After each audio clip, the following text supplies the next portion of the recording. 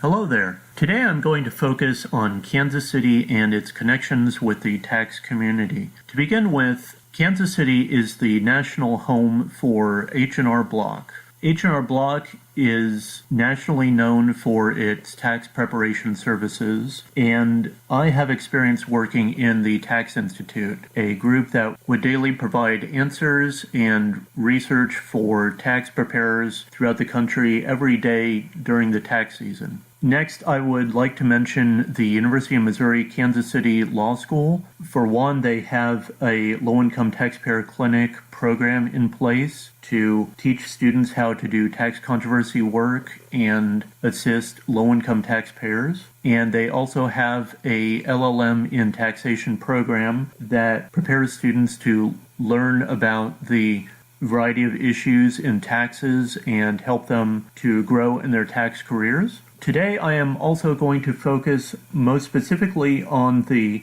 Kansas City campus of the IRS. Welcome to Tax Justice Warriors, the podcast that celebrates the work of low-income taxpayer clinics, focuses on tax controversy work, and looks at related issues in tax news. I am your host, William Schmidt, the director of the Low-Income Taxpayer Clinic at Kansas Legal Services. I took a tour with a group of individuals in May, and I wanted to let you know about some of the things I learned specifically about the Kansas City campus, and I will likely do a follow-up about other pieces I learned from the various presentations. So to begin with, I parked at the Union Station parking garage in Kansas City, Missouri.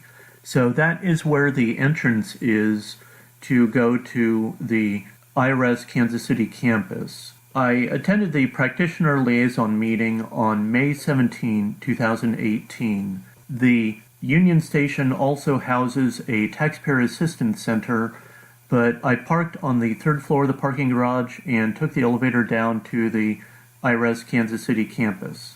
There I was greeted by security guards, then I presented my picture ID, and I waited with my group to go to attend the meeting. So we were escorted in groups of 10 to the meeting room. And to begin with, we would be going through a revolving door that is automated. So an IRS employee with a security badge needs to scan each guest individually through that door to then wait on the other side for everyone to go through.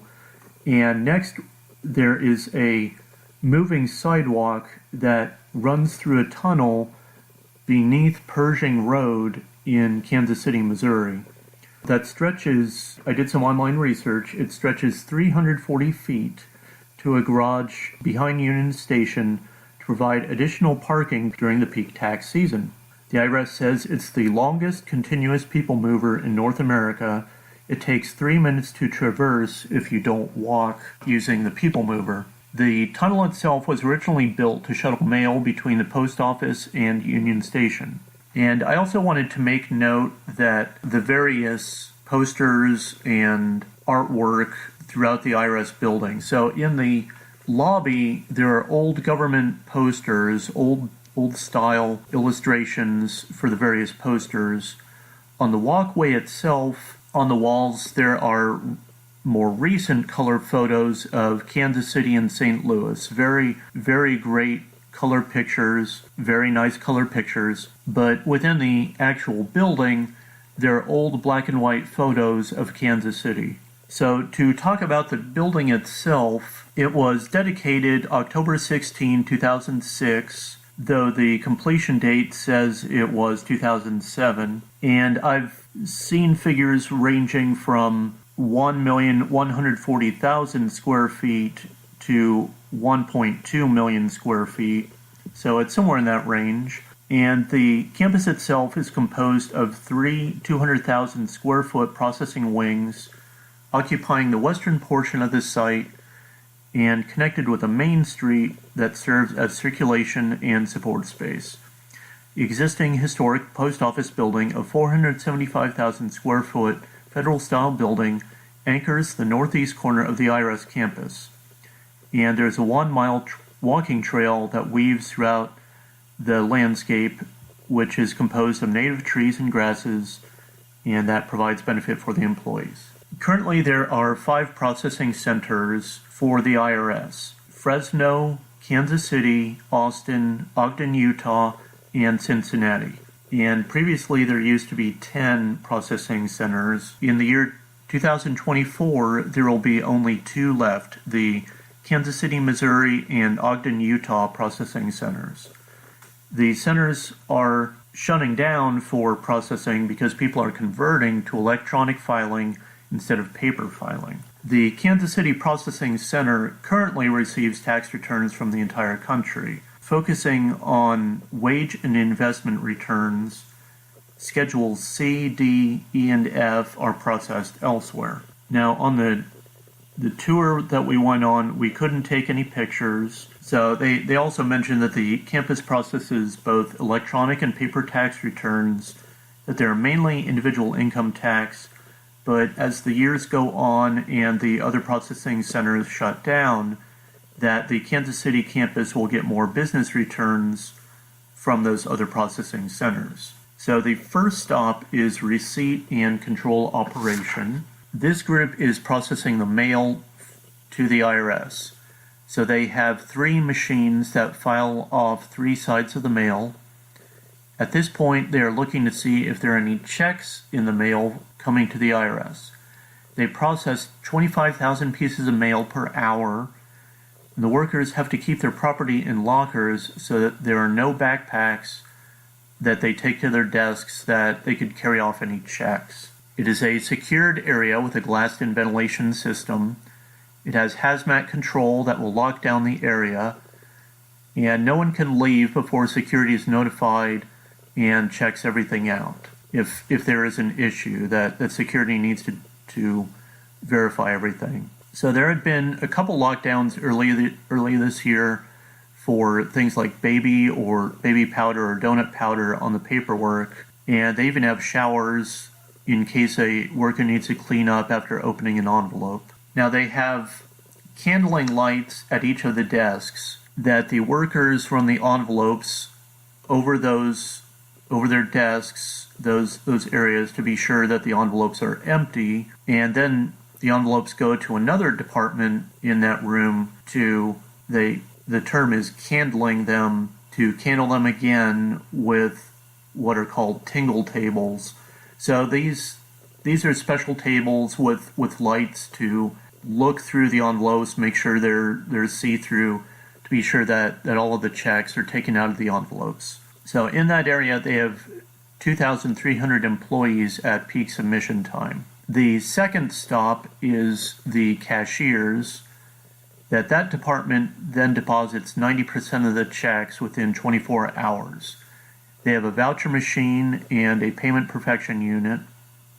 That, again, this area is restricted. They can't bring their hats or coats in there. And there are black slits around the room for security to be looking to make sure that no one is walking off with any checks or anything like that. The third stop is the document perfection unit. That there they have carts of paper returns for processing, and we could literally see carts that they were two layers high with just full of paper returns, quite a number of paper returns going through that unit.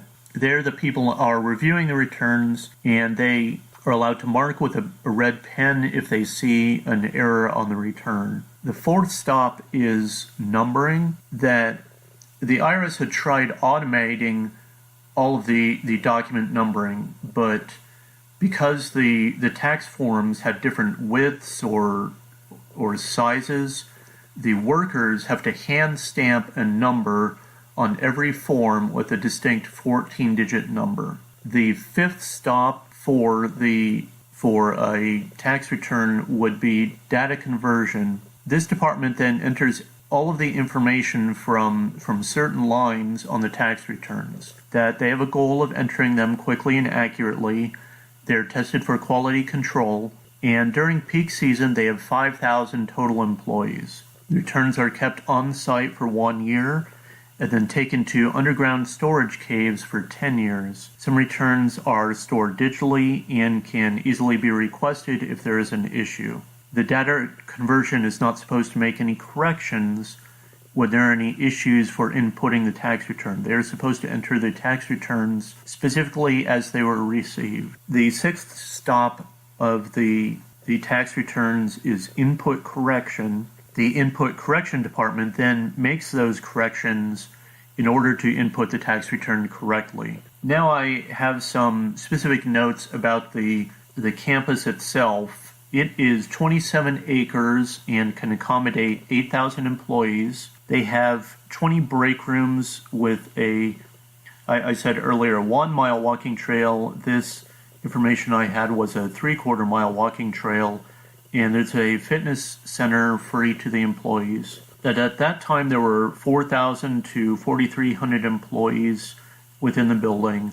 Most of them are permanent, with less than 3% seasonal. But at peak, the building will have 6,000 employees throughout the building. I wanted to read something I found from Frank Carnahan, who had done a tour of the IRS Kansas City campus in 2011. So he does have quite a bit of information on his blog. You can read in depth about different pieces I talked about.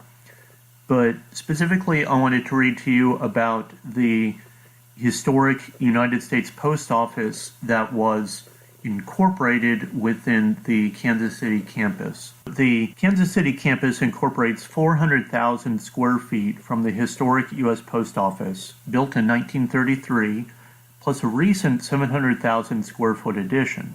By the time planning for the project was first started, the post office had almost entirely moved out, and there were only 100 post office employees occupying the immense facility. The project included some historic preservation.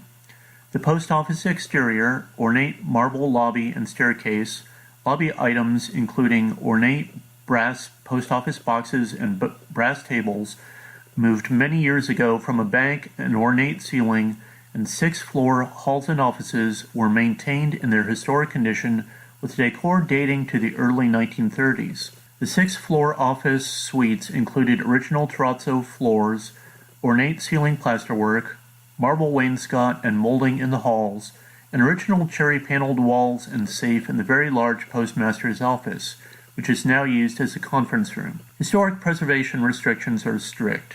That is, brass cannot be polished and shined with brasso. That can only be cleaned by soap and water. Federal office restrictions also limited the facility design and infill in the 6th floor. That is, the maximum size permitted for senior managers' offices is 250 square feet. So I hope some of the various descriptions I gave you let you know about the immense size of this IRS Kansas City campus. There is quite a bit happening within the facility, a large amount of employees within the facility. Quite a bit of paperwork goes through there, quite a bit processed. When you see the amount of paper that comes through a place like this, you can understand the delays the IRS may have in processing everything, but it is a fascinating process to tour an IRS facility, and if you get the opportunity to do so, I would recommend it. Thank you, and I look forward to speaking to you on the next presentation. Thank you for listening to Tax Justice Warriors. We have a Patreon page if you'd like to support this podcast. Providing monetary support for this podcast helps with expenses like equipment or travel to tax conferences. Supporting this podcast through Patreon comes with rewards, so check out our Patreon page. Please rate or review this podcast because positive reviews help get more people to know this podcast exists. The views expressed on this podcast are not official opinions of the IRS, the Low Income Taxpayer Clinic Program, or the employers of the people who spoke on this program. Your tax situation is unique, so do not take the statements on this program as tax or legal advice. Consult with your own tax professional to provide you with specific advice on your situation. Tune in next time on Tax Justice Warriors for another interesting tax discussion.